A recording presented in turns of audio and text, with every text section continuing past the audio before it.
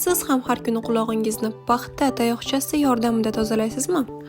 Unday bo'lsa videoni oxirigacha tomosha qiling.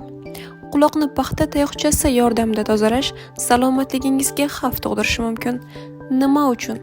Chunki quloq mumi tabiiy himoya vazifasini bajaradi.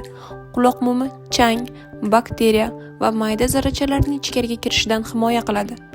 U quloq kanalini nam holatda saqlaydi va infeksiyalarning oldini oladi. Tayoqcha mumni ichkariga itarib yuboradi. Ko'pchilik tayoqcha bilan mumni olib tashlayman deb o'ylaydi, lekin aslida uni quloq ichiga yanada chuqurroq itarib yuboradi. Natijada mum tiqilishi yuzaga kelishi mumkin. Bu esa eshitish pasayishiga sabab bo'ladi va bu holatda quloq parda shikastlanishi mumkin. Agar tayoqcha chuqurroq kirib ketsa, quloq pardasi zarar ko'rishi yoki hatto yirtilishi mumkin.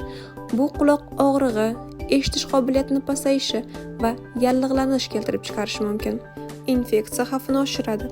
Tayoqcha quloq kanali devoriga tirnalish yetkazishi mumkin.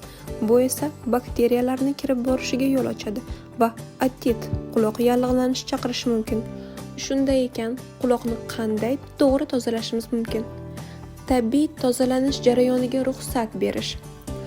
Quloq mumi o'zi tabiiy ravishda tashqariga chiqadi.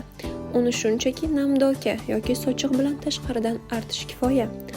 Dush yoki hammomdan keyin quloqni quruq ushlab turish. Agar ortiqcha mumi bor deb hisoblansa, dushdan keyin yumshoq sochiq yoki salfetka bilan tashqi qismini artish mumkin. Agar sizda quyidagi holatlar sodir bo'layotgan bo'lsa, shifokor ko'rigida maxsus asboblar bilan quloqni xavfsiz tozalatishingiz mumkin. Qachonki eshitishingiz pasaygan bo'lsa, quloqda og'riq paydo bo'lsa, doimiy tiqilish hissi bo'lsa, quloqdan suyuqlik chiqsa,